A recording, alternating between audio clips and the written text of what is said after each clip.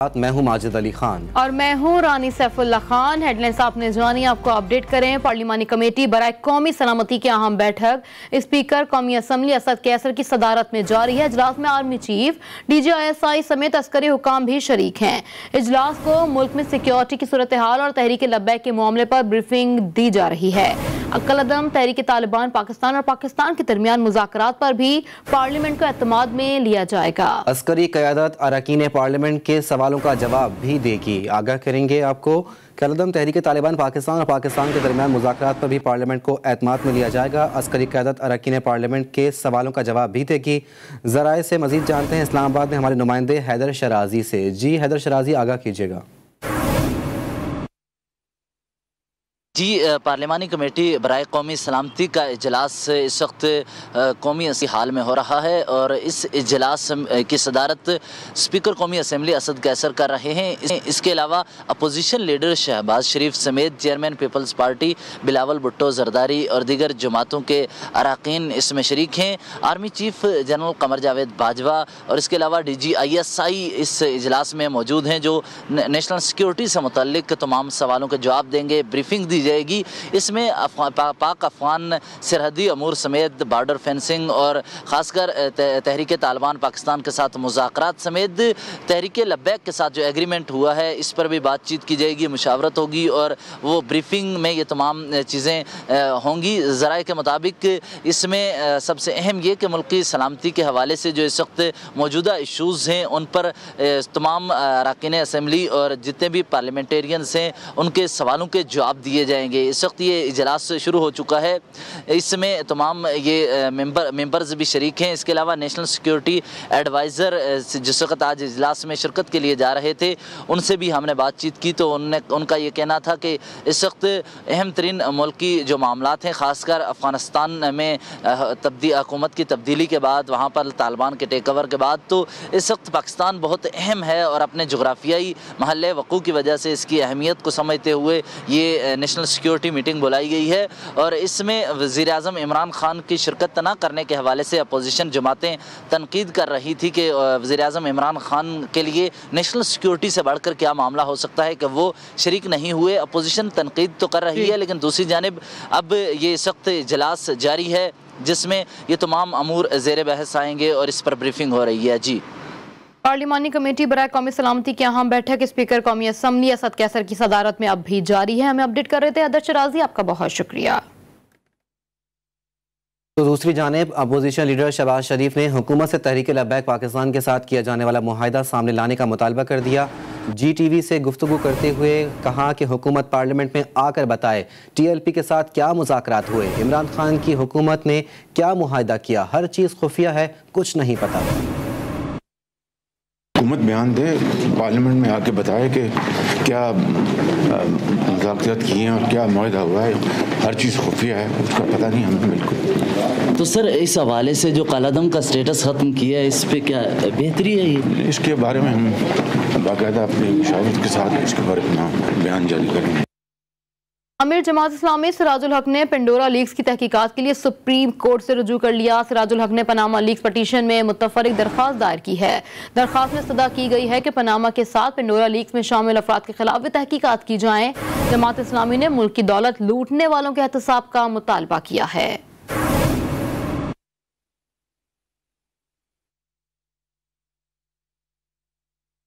और अब कुछ बात करेंगे महंगाई के हवाले से। मुल्क में जारी महंगाई की ताज़ा लहर से लोगों के मामूलात ज़िंदगी शदीद तरह मुतासिर हो गए। फल, सब्जी, दालें, पेट्रोल, बिजली और दूध समेत अशिया खुर्दनोश की कीमतें कंट्रोल करने में हुकूमत नाकाम है। मुल्क भर में चीनी की कीमतें आसमान से बातें कर रही हैं, जबकि कराची में टमाटर और मटर समेत दीगर सब्जियां भी आम आदमी की दस्तरस से बाहर हो गई हैं। आपको अपडेट कर रहे हैं, कराची में टमाटर और मटर समेत दीगर सब्जियां भी आम आदमी की दस्तरस से बाहर हैं। दूसरी जानिब कराची में दूध की कीमत में भी 10 रुपए का इजाफा कर दिया गया। कमर तोड़ती महंगाई ने दिहाड़ीदार, मजदूर और कम आमदन वाले तबके को दोहरी मुश्किल में डाल दिया है। कराची में चीनी, आटे, पेट्रोल के बाद दूध की कीमतों में भी इजाफा कर दिया गया। डेयरी फार्मर्स एसोसिएशन के ऐलान के बाद दूध की फी किलो कीमत में 10 रुपए का इजाफा किया गया है। महंगाई से परेशान अवाम की मुश्किलात के बारे में बता रही हैं शारिका कमाल। जी शारिका। जी बिल्कुल, हर चीज़ की कीमतों में रोज़ इजाफा होना मामूल की बात बन चुकी है। सुबह जब शहरी उठते हैं तो हर किसी न किसी चीज़ की कीमत में इजाफा हो चुका होता है। मैं इस वक्त दूध की दुकान में मौजूद हूँ। डेयरी फार्मर्स की जानिब से 10 रुपये इजाफा कर दिया गया है दूध की कीमत में, जिसके बाद जो है आप देख सकते हैं यहाँ पे लेटर भी पेश किया गया है कि दूध की कीमतों में 10 रुपये इजाफे के बाद दूध की कीमत जो है वो 140 लीटर कर दी गई है। इसके अलावा जो पहले जो है वो 130 से फरोख्त किया जा रहा था, कहीं 125 फरोख्त किया जाता है। इसके बाद अब जो है तमाम दुकानों पे 140 रुपये फरोख्त किया जा रहा है। एक साथ जो है वो 10 रुपये की कीमत बढ़ाई गई है। डेयरी फार्मर्स एसोसिएशन की जानिब से कीमतों में इजाफे का कहा गया, ऐलान किया गया, जिसके बाद तमाम जो दूध की दुकानें हैं वहाँ पे जो है इस तरह से लेटर्स पेश कर दिए गए हैं और कीमतें बढ़ा दी गई हैं। दूसरी जानिब जो शहरी हैं उनका ये कहना है कि कभी वहाँ पे चीनी की कीमतें बढ़ जाती हैं। चीनी भी जो है इसका काफ़ी हाई रेट चल रहा है। आटा जो है वो महंगा कर दिया गया, पेट्रोल महंगा कर दिया गया है और अब दूध की कीमतों के साथ 10 रुपये इजाफा किया गया है, जिससे शहरी बहुत परेशान है। इनका कहना है कि हम क्या खाएं, कुछ भी खाना उनके लिए काफ़ी मुश्किल होता जा रहा है। उनका यही कहना है कि हुकूमत को चाहिए कि जो रोज़ कीमतें बढ़ती जाने से कोई ऐसे इकदाम किए जाएँ कि इस तरह कीमतों में इजाफा ना हो और महंगाई क्योंकि ऑलरेडी बहुत ज़्यादा है तो मज़ीद महंगाई भी ना की जाए। का कमाल, आपका बहुत शुक्रिया। रुख करेंगे पेशावर का। पेशावर में महंगाई का सुनामी थमने का नाम नहीं ले रहा। शहरी कहते हैं महमूद खान की हुकूमत सूबे में महंगाई कंट्रोल करने में नाकाम दिखाई दे रही है। मज़ीद तफसीलात बता रहे हैं नुमाइंदा GTV न्यूज़ नवाब शेर, जो इस वक्त शहरियों के साथ ही मौजूद हैं। जी नवाब। जी बिल्कुल, पेशावर में महंगाई की सुनामी जो है वो थमने का नाम नहीं ले रहा और रोज़ाना की बुनियाद पर अशिया खुर्दनोश और दीगर अशिया की कीमतों में इजाफा हो रहा है और महंगाई ने जो है वो आवाम का जीना जो है वो अजीरन बना दिया है और महंगाई से जो है वो आवाम काफ़ी तंग आ चुके हैं। मेरे साथ कुछ शहरी मौजूद है, उनसे इस हवाले से बात करते हैं। आजकल महंगाई आसमान को छू रही है। हुकूमत सिर्फ दावे करती है और ऐलानात करती है और जब भी हुकूमत किसी चीज़ पर सब्सिडी लगाता है या नोटिस लेता है तो वो चीज़ की कीमत आसमान तक पहुंच जाती है।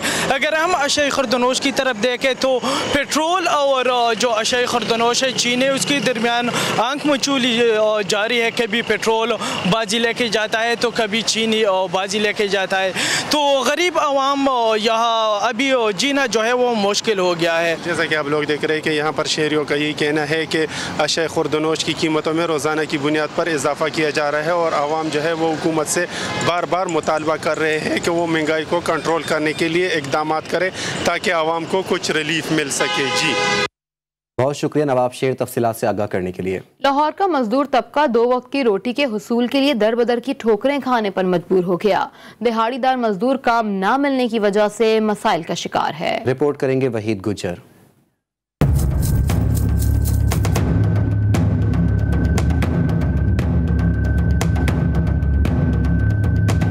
ये है वो मेहनत कश जो रोजाना सुबह सवेरे रोजी की तलाश में लाहौर की मरकजी शाहराहों पर बैठे नजर आते हैं। बाइज्जत तरीके से रोजगार कमाने के ख्वाहिशमंद अब दर बदर की ठोकरें खाने पर मजबूर हो गए। कई रोज तक काम न मिलने पर मजदूर मायूसी का शिकार हैं। महंगाई की वजह से काम नहीं चलेगा, ठीक है ना। ये हमें रीजन देते हैं जी बाहर के मुल्कों से महंगाई कम है। 8 दिन भी नहीं लगता, एक लगती है 4 नहीं लगती। फिर वो अस इतने खा जाने पिंड भेजन कश नहीं, कुछ भी नहीं है साढ़े कोल पिंड भेजने लिए। मजदूर तबके ने हुकूमती रिलीफ पैकेज से भी लाइल्मी का इजहार कर दिया। मराहा हुकूमत प्रयास यही है कि हर चीज की महंगाई की तोड़े, ठीक है। गरीब बंदे को क्यों मारता है? महंगाई इतनी कि बहुत मुश्किल है।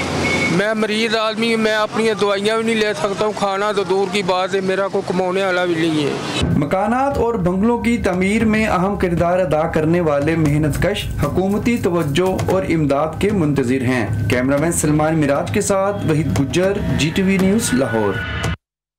कोयटा में स्मगल शुदा ईरानी पेट्रोल की कीमत में भी फी लीटर 4 से 5 रुपए का इजाफा कर दिया गया। आम ईरानी पेट्रोल 90 जबकि साफ ईरानी पेट्रोल 140 रुपए लीटर फरोख्त हो रहा है। मजीद जानते हैं ब्यूरो चीफ कोयटा बुशरा कमर से। जी बुशरा।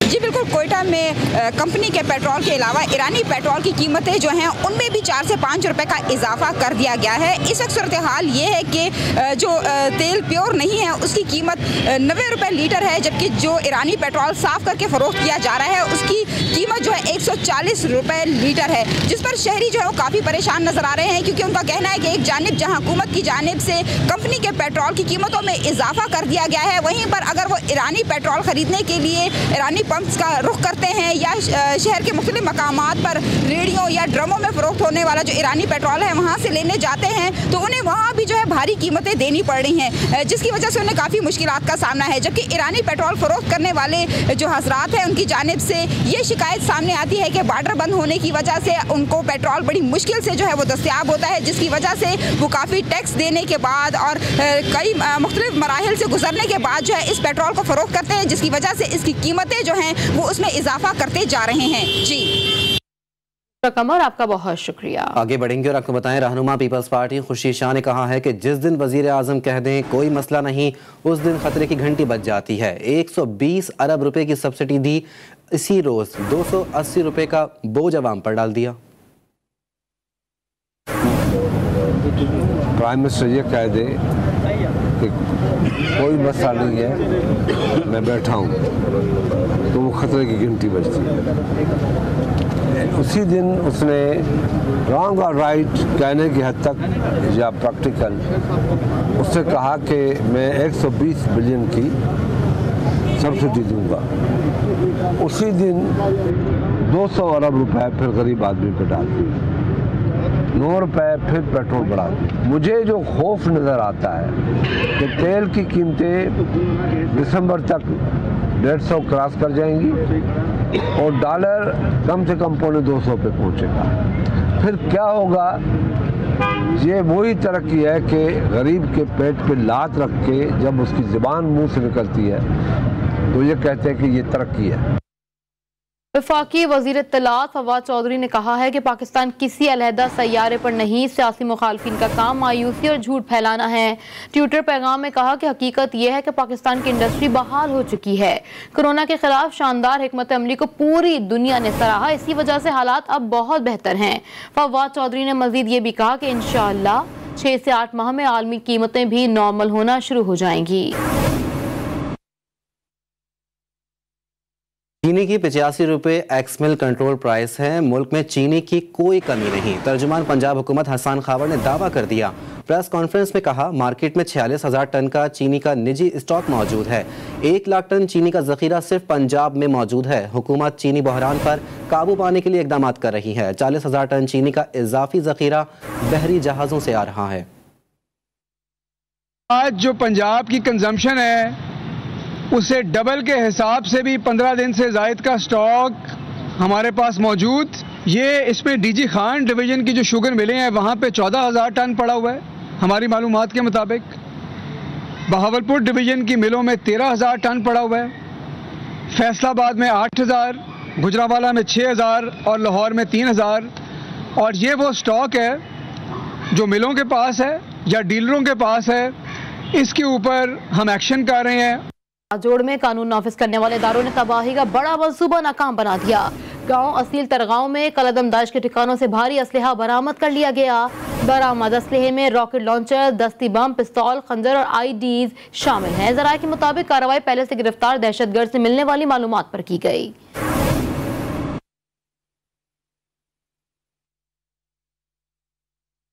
कराची के इलाके मलीर सलार गोट में परिंदों के शिकार पर आवाज़ उठाने वाले नाजिम जोखियों के कत्ल केस की समाअत मलीर कोर्ट में हुई। मरकजी मुल्जिम रुकन सिंध असम्बली जाम उवैस और दीगर मुल्जिमान के जिस्मानी रिमांड में 3 रोज़ की तौसी कर दी गई। पुलिस की तफ्तीशी टीम ने 4 ऐनी शाहिदीन के बयानात रिकॉर्ड कर लिए। मोबाइल की लोकेशन रिपोर्ट से जाम उवैस की घर में मौजूदगी साबित हो गई है।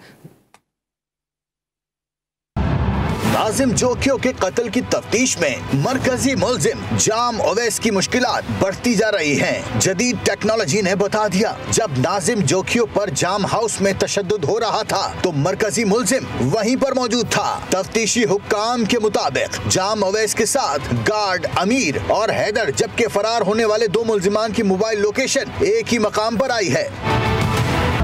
तफ्तीशी टीम ने 4 ऐनी शाहिदीन के बयानात कलम बंद किए हैं। पुलिस की जानिब से मलीर कोर्ट में मरकजी मुल्जिम जाम उवैस और दीगर मुल्जिमान को पेश किया गया, लेकिन इस बार तफ्तीशी अफसर तब्दील कर दिया गया। पहले भी जाम उवैस को बिना हथकड़ियों की अदालत में पेश किया गया था और अब भी ऐसा ही हुआ। अदालत ने जाम उवैस समेत 3 मुल्जिमान के जिस्मानी रिमांड में 3 दिनों की तौसीक कर दी। नाजिम जोखियों के भाई के वकील ने मुतालबा किया है गैर मुल्की और धमकियां देने वालों को भी गिरफ्तार किया जाए और मुकदमे में 780 शामिल की जाए। जो गैर मुल्की थे, अरब थे या जो भी था, उनके भी जो है नाम जो दिए गए हैं वो भी, और उसके अलावा जिन्होंने धमकियां दी थी या धमकियों देने वाले जो मैसेज किए थे उनके भी नाम दिए गए थे। उनको भी इस FIR का जो मतन है उसमें जो है थ्रू इन्वेस्टिगेशन शामिल किया जाए। इसमें 780 दहशतगर्दी का सेक्शन लगाया जाए। नाजिम जोखियों के भाई ने पुलिस की कारकर्दगी पर अदम इत्मीनान का इजहार कर दिया। इनसे रिक्वेस्ट की थी वज़ीर आला सिंध और बिलावल भुट्टो ज़रदारी साहब से, लेकिन पुलिस ने वो काम नहीं किया जो मैंने रिक्वेस्ट की थी। जिस तरह मैंने बोला वो उसमें एडजस्ट नहीं किए गए। 3 नवंबर को सालार गोट में गैर मुल्कियों के शिकार के दौरान नाजिम जोखियों ने वीडियो बनाकर सोशल मीडिया पर अपलोड की थी, जिसकी पादाश में नाजिम जोखियों को जाम हाउस बुलाकर तशद्दुद से कत्ल कर दिया गया था। सीडीए ने इस्लामाबाद में मंदिर की तामीर के लिए मुख्तलिफ जगह की अलॉटमेंट कैंसिल कर दी। इस्लामाबाद हाई कोर्ट में मंदिर की तामीर के खिलाफ केस की समाअत पर सीडीए के वकील जावेद इकबाल ने अदालत को बताया कि मंदिर की तामीर वफाकी काबीना की हिदायत पर मनसूख की गई है। वफाकी काबीना ने हिदायत की थी कि ग्रीन एरियाज में जिन बिल्डिंग्स की तामीरात नहीं हुई उन्हें मनसूख कर दिया जाए। और अब कुछ बात करेंगे आलमी मोहलिक वबा कोरोना वायरस के हवाले से। मुल्क में कोरोना से अमवात का सिलसिला जारी है। NCOC के मुताबिक गुज़िश्ता 24 घंटों के दौरान वबा में मुब्तला मजीद 9 मरीज इंतकाल कर गए हैं, जिसके बाद जाँ बहक अफराद की तादाद 28,547 हो गई है। मुल्क में कोरोना के मुस्बत केसेस की शरह 1.07% रिकॉर्ड की गई। पंजाब भर में डेंगू के वार तेज हो गए। गुज़िश्ता 24 घंटों के दौरान सूबे भर से डेंगू के 244 नए केसेस रिपोर्ट हुए, जिनमें से 186 मरीजों का ताल्लुक लाहौर से है। लाहौर में 13,812 मरीज मुख्तलिफ अस्पतालों में जेर इलाज हैं। 24 घंटों के दौरान मजीद 1 मरीज दम तोड़ गया, जिसके बाद सूबे में डेंगू से अमवात की तादाद 69 हो गई। सिंध में डेंगू का मर्ज शिद्दत इख्तियार करने लगा। गुज़िश्ता 24 घंटों में 66 नए मरीज भी रिपोर्ट हुए, जबकि कराची में शहर के मुख्तलिफ अजला में डेंगू स्प्रे न होने की वजह से फैलाव के मजीद खदशात भी बढ़ गए हैं। तफसीलात बता रही हैं हिरा ज़की। जिहरा जी हाँ, बिल्कुल। शहर में डेंगू सूरत हाल जो है दिन ब दिन बिगड़ती जा रही है और अभी 7 ही दिन हुए हैं नवंबर का माह शुरू हुए कि तकरीबन 24 घंटों में जो है वो 66 केसेस रिपोर्ट हुए हैं। रोज़ाना की बुनियाद पर 50 से ज़ायद केसेस रिपोर्ट होना एक मामूल बन गया है। बात की जाए अगर सिंध में, तो सिंध में तकरीबन 14 केसेस हैं जो 24 घंटे में रिपोर्ट हुए हैं, जबकि कराची मुकम्मल कराची के दीगर अजला में 7 अजला से तकरीबन 66 केसेस जो हैं वो रिपोर्ट हुए हैं। सबसे ज़्यादा ज़िला वस्ती में 15, जबकि सबसे कम जो है ज़िला गरबी में 2 केसेस रिपोर्ट हुए हैं। जबकि बात की जाए अगर अमवात की, तो अभी तक तकरीबन 15 अमवात रिपोर्ट हो चुके हैं, जिनमें से 6 अमवात कराची से रिपोर्ट हुई हैं। इस वक्त शहर के दीगर अजला में जो स्प्रे मुहिम का आगाज़ किया गया था, जो कि कुछ अजला हैं जहाँ पर बंद कर दी गई है। ज़िला वस्ती में स्प्रे मुहिम नहीं देखी जा रही, जबकि ज़िला शर्की में जो है जगह जगह स्प्रे मुहिम जारी है। ज़िला वस्ती वो ज़िला है जहाँ पर सबसे ज़्यादा अभी तक डेंगू के केसेस रिपोर्ट हुए हैं।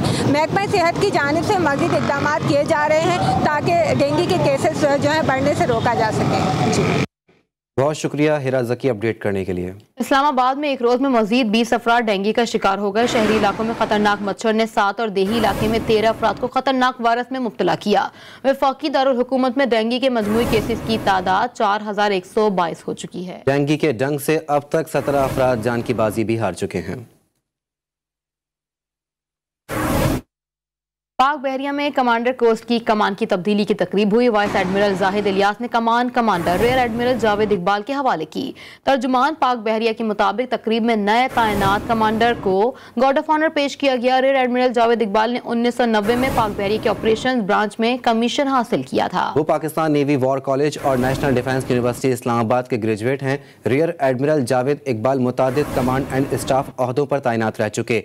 उन्होंने नेवल हेडक्वार्टर्स में deputy chief of naval staff operations के फराइज भी अंजाम दिए। शानदार खिदमात के एतराफ में रियर एडमिरल जावेद इकबाल को हिलाल इम्तियाज मिलिट्री से भी नवाजा जा चुका है। हिंदुस्तान के कस्बे अमरोहा में पैदा होने वाले पाकिस्तान के मायानाज रोमानवी अतरंगी शायर जॉन एलिया को मद्दाहों से बिछड़े 19 बरस बीत गए। मीर तकी मीर के तर्ज सखुन को नई जहत देने वाले जॉन एलिया शेर कहने के साथ साथ खुद भी शायर बन जाया करते थे। मद्दा उनकी अदाएं आज तक नहीं भुला सके। बेदिली क्या यूं ही दिन गुजर जाएंगे, सिर्फ जिंदा रहे हम तो मर जाएंगे। गजल की महफिल में आकर शायकीन को गर्विदा कर लेना जॉन एलिया का ही खासा था। जॉन एलिया की शायरी का रंग ही और था। सजाने की तमन्ना है तुम्हें मेरे कमरे में किताबों के सिवा कुछ। गजल के मलंग जॉन एलिया हिंदुस्तान के कस्बे अमरोहा में 14 दिसंबर 1931 को पैदा हुए। वो मारूफ सहाफी रईस अमरोहवी और फलसफी मोहम्मद तकी के भाई थे। जॉन एलिया को अरबी, अंग्रेजी, फारसी, संस्कृत और इब्रानी जबान पर महारत हासिल थी। शर्म, दहशत, झिझक, परेशानी नाज से काम क्यों नहीं लेती आप, वो, जी, मगर ये सब क्या है, तो मेरा नाम क्यों नहीं लेती। फलसफा, मंतिक, इस्लामी तारीख, इस्लामी सूफी रिवायात, इस्लामी साइंस, मगरिबी अदब और वाक़े करबला पर जॉन का इल्म किसी इंसाइक्लोपीडिया की तरह वसी था। इस इल्म का निचोड़ उन्होंने अपनी शायरी में भी दाखिल किया ताकि खुद को अपने हम असरों से नुमाया कर सकें। जॉन एलिया खुद बताते हैं कि उन्होंने 8 बरस की उम्र में पहला शेर कहा और शेर ये था, चाह में उसकी तमाचे खाए हैं, देख लो सुर्खी मेरे रुखसार की। जॉन एलिया तवील अलालत के बाद 8 नवंबर 2002 को कराची में इंतकाल कर गए और सखी हसन कब्रिस्तान में उनका मदफन बना। भारतीय सिक्योरिटी फोर्सेस के अहलकार अपने ही साथियों के खून के प्यासे हो गए। रियासत छत्तीसगढ़ में साथी अहलकार की फायरिंग से 4 अहलकार हलाक हो गए। साथी की फायरिंग से 3 भारतीय सिक्योरिटी अहलकार जख्मी भी हुए हैं। छत्तीसगढ़ में कई सालों से नक्सल बागियों ने भारतीय फौज की नाक में दम किया हुआ है। भारतीय फौज घर से हजारों मील दूर अपने ही हमवतनों से लड़ते हुए शदीद दबाव में है। बात करेंगे खेल के मैदान से। वर्ल्ड कप T20 में आज भारत और नामीबिया आमने सामने होंगे। भारत और नामीबिया की टीमें शाम 7 बजे मैदान में उतरेंगी। जबकि भारत चाहे नामीबिया के खिलाफ आज का मैच जीत भी ले, इसके बावजूद वो टूर्नामेंट की दौड़ से बाहर हो चुका है। भारत T20 वर्ल्ड कप 2021 की दौड़ से बाहर हो गया। भारतीय टीम के वर्ल्ड कप के बाहर होते ही सोशल मीडिया पर दिलचस्प मीम्स की भरमार हो गई। न्यूजीलैंड के हाथों अफगानिस्तान की शिकस्त की खबर भारतीयों पर कहर बनकर टूट पड़ी। T20 वर्ल्ड कप से भारत के बाहर होते ही ट्विटर सार्फिन ने भारतीय टीम का जनाजा निकाल दिया। ट्विटर पर हैशटैग मुंबई एयरपोर्ट ट्रेंडिंग में है। ट्विटर सार्फिन ने इंडियन क्रिकेट टीम को दिलचस्प और मज़ाहिया अंदाज में वापस इंडिया जाते हुए दिखाया। आसिम सईद नामी ट्विटर सारिफ ने इंडिया टीम की रिक्शे में वापसी की तस्वीर ट्वीट की।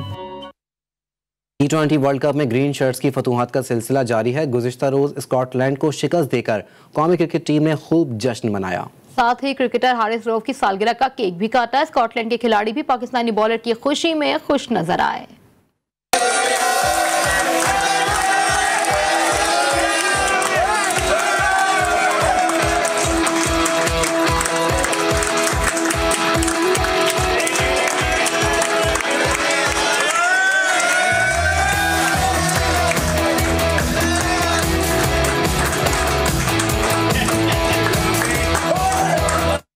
देखते रहिए GTV न्यूज़।